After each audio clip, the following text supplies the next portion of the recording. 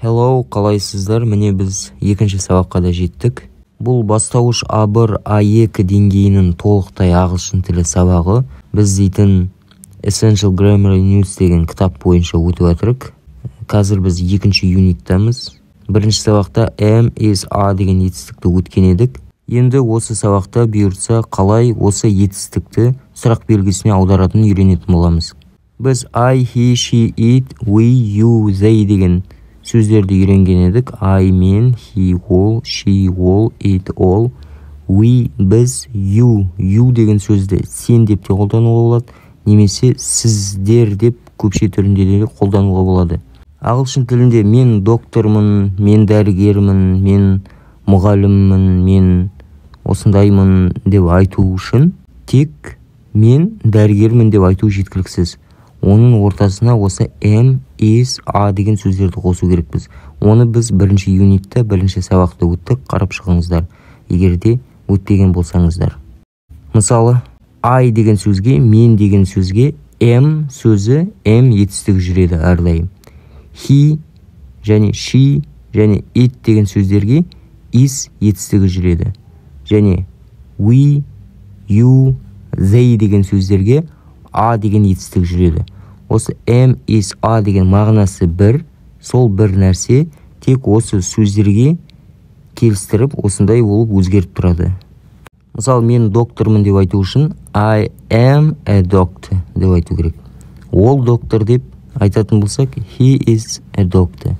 Ол әйелтегі доктор деп айтатын болсақ, she is a doctor. Ол доктор деп, мысалы, итті айтатын болсақ, мультфильмда бір ит бар дейік, сол ит доктор дейік. Сонда it is a doctor деп айтамыз. Біз докторымыз деу үшін we are a doctor. Сендер немесе сен докторсың деп айту үшін you are a doctor. Олар доктор деп айту үшін they are a doctor. Енді осы сөздерді қалай сұрақ белгісіне ауыстырамыз?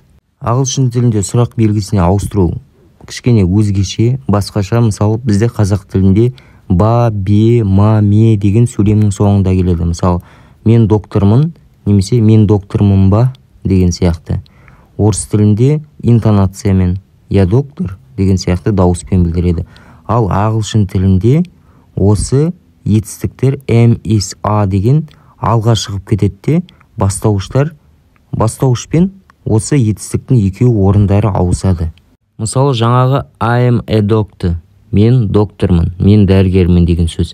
Енді соны сұраққа қоятын болсақ, сұрақ қойғымыз келсе, мен доктормын ба деп, онда am I a doctor деп айтамыз. Am I a doctor? Am, is, аға кішкене ударениені кішкене соған қоямыз акцентті. Am I a doctor?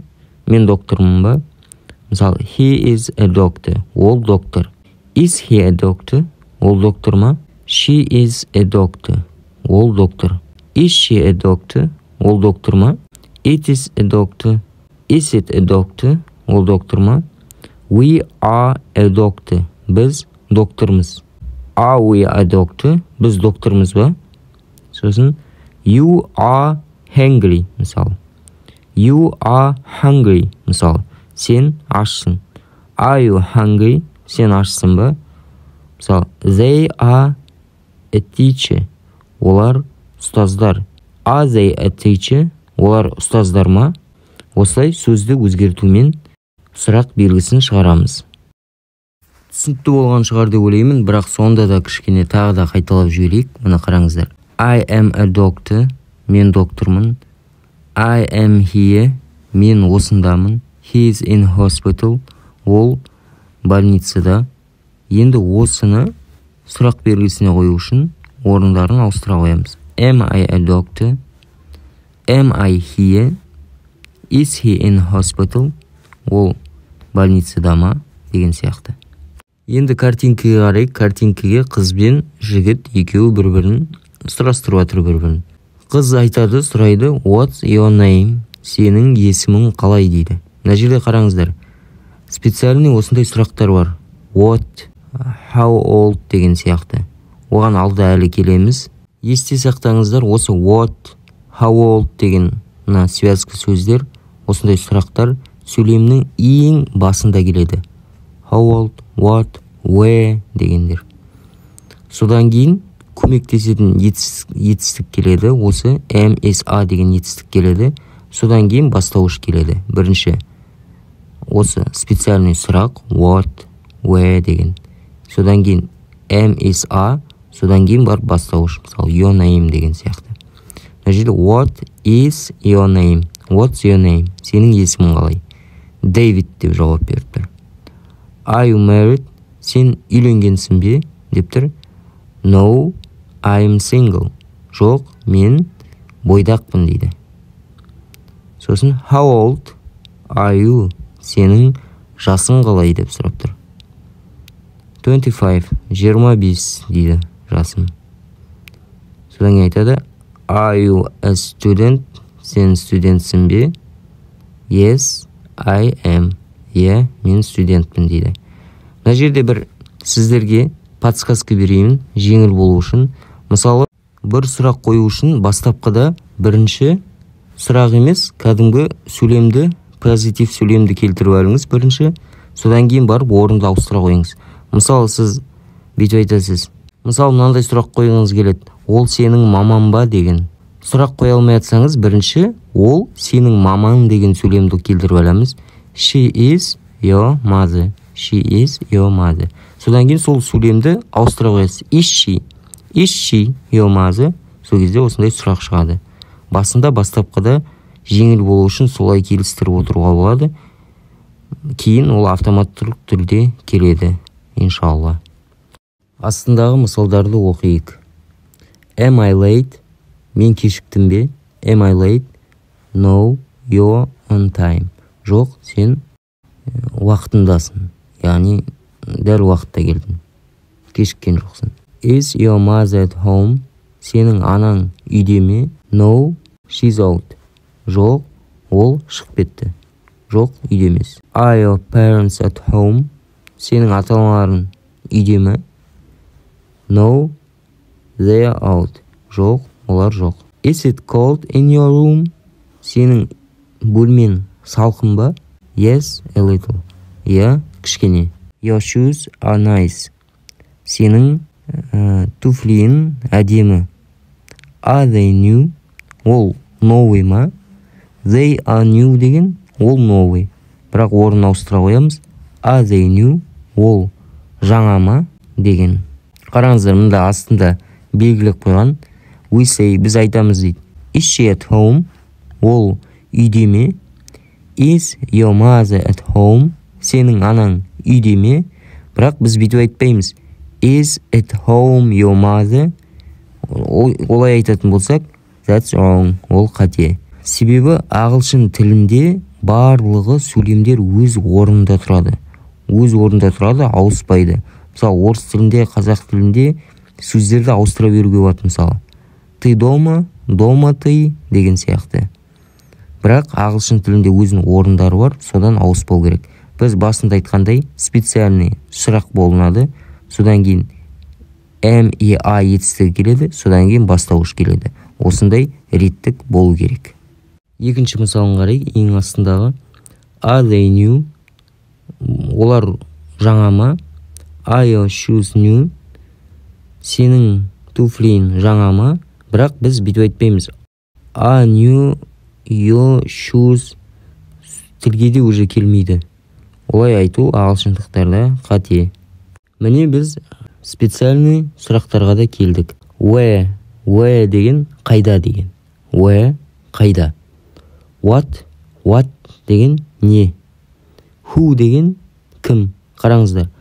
Who деп оқылмайды. Who. Кім. How деген қалай. How. Why деген неге. Why неге. Мысалдарын қарап көрейік. Where is your mother? Көріңіздер ме? Бірінші специальный осы сұрақ келеді. Содан кейін is, am, a деген етістіктер келеді. Содан кейін бар бастауыш келеді. Your mother. Осы реттікті жаттап алыңыздар. Where's your mother? Сенің анаң қайда? Where қайда? Is she at home? Ол дейтін үйде ме? Мына where деген, how, what деген сұрақтарға келгенде біз жоқ, иә деп жауап бере алмаймыз. Бір жауап болу керек.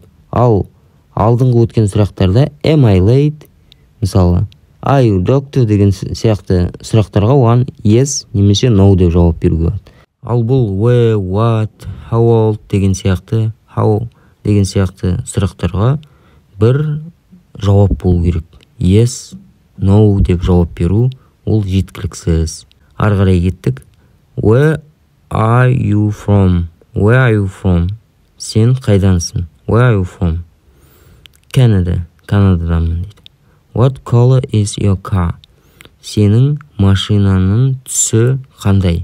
Color деген түс. What color? Мына what color астында how old дегендер олар связкалар. Сондай what'тан кейін color екеуі бір сөйлем сияқты қабылдаңыздар. What color? How old деген. Содан кейін барып be етістігі келеді, содан кейін бастауыш келеді айтқандай. It's red дейді. Қызыл дейді. How old is Joe? Джоның жасы қанша? He's 24. Ол 24-те. How are your parents? Are they well? Олар жақсы ма? These postcards are nice. Бұл открыткалар әдемі. How much are they? Олар қанша тұрады? How much? This hotel isn't very good. Бұл отель жақсы емес. Why is it so expensive? Why is it so expensive? Неге ол соншалықты қымбат? Енді астында қысқаша айтылуы, жазылуы қалай болады? What is the what's деуге болады. What's деген what is. Whose is whose деп айтылады. House деп. How is. Мән беріп қойыңыздар, мына жоғарында апостроф жазылып тұр. Соған мән беріп қойыңыздар. Where's. Where is. Where's. What's. Мысалы қараңыздар. What's the time? Where's Lucy? Who's that man? How's your father? Осылай қысқаша айтамыз. Ағылшындықтар қысқартқанды жақсы көреді, біздер сияқты. Бізде де мысалы театрық деп айтамыз. Келе жатырық деген. Сол сияқты ағылшындықтарда сөздері қысқаша болады. Қараңыздар, осы қойылған сұрақтарға жаңағы қысқаша жауап беруге болады. Yes деп жауап беруге болады, немесе yes I am, yes he is, yes she is, yes it is, yes we are, yes you are, yes they are деп жауап беруге болады. Немесе no I am not, no she's not, no he's not, no it's not, no we're not, you are not, they are not деп осылай жауап бере салуға болады. Are you tired? Сен шаршап тұрсың ба? Yes I am деп жауап беруге болады. Немесе толықтай yes I am tired, мен шаршап тұрмын деп. Are you hungry? Сен ашсың ба? No I'm not, but I'm thirsty. Жоқ, мен қарным ашып тұрған жоқ. I'm not hungry деп те айтуға болады. I'm not деп те айтуға болады. But I'm thirsty, бірақ мен шөлдеп тұрмын дейді. Is your friend English? Сенің досың ағылшындық ба? Yes, he is. He is десе жеткілікті. Немесе he is English деуге болады. Are these your keys? Бұл сенің кілттерің бе? Yes, they are. Yes, they are. Я, олар менің кілттерім. That's my seat. Бұл менің орындығым. No, it isn't. Жоқ, олай емес. Жоқ, ол сенікі емес. It isn't seat деген. Мына картинканы қарайтын болса, көк костюм киген адам ашулы айтып тұр. That's my seat. Бұл менің отырғышым деп. Менің орындығым дейді. Ана кісі айтады, no, it isn't дейді. Жоқ, олай емес дейді. No, it isn't деп айтуға болады, ол қысқаша түрі.